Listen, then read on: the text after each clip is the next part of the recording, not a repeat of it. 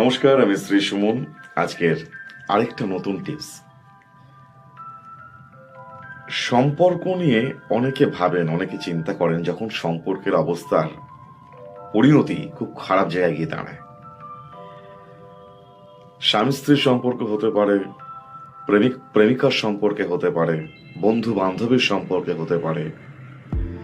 যে কোনো ক্ষেত্রে, যে কোনো সময় এই সম্পর্ক ডিস্টারবেন্স আসতে পারে।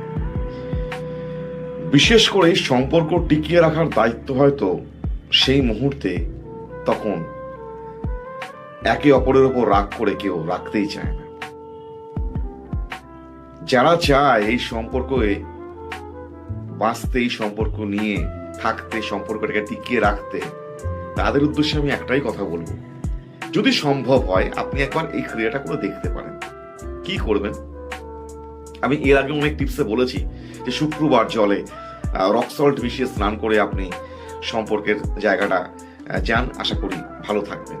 তার সঙ্গে বা তার পাশাপাশি যদি এই ক্রিয়াটা করতে পারেন, স্কাই ব্লু ড্রেস পরুন, জাতক হোক বা জাতিকা। আপনার জামা কাপড়ের রং যদি স্কাই ব্লু হয় বা হোয়াইট বেসে হয়, খুব ভালো হয়।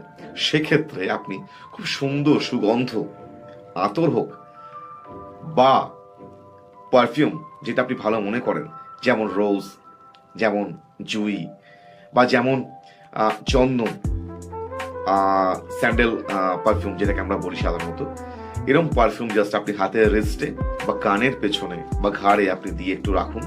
আপনি যান, আপনি সম্পর্কের জায়গাটা, পারলে দুজনকে শরবত খাওয়ানোর চেষ্টা করুন, কোল্ড ড্রিঙ্কস যেটাকে আমরা বলি, সেটা খাওয়ানোর চেষ্টা করুন একে অপরকে। আপনি পান খাওয়াতে পারেন, আপনি মিষ্টি খাওয়াতে পারেন একে অপরের সঙ্গে কথা বলতে বলতে। এই ধরনের খাবারগুলো যদি একটু খাওয়ানোর পর আপনি শরবত খাওয়াতে পারেন, দেখবেন সম্পর্কের জায়গাটা আগের থেকে অনেকটা ভালো থাকতে পারে। এটা আমার বলে মনে হয়। আপনি একবার করে দেখতে পারেন, আপনারা একবার করে দেখতে পারেন। আশা করি সম্পর্কের স্থানটা আগের থেকে অনেক ভালো থাকবে। Thank you.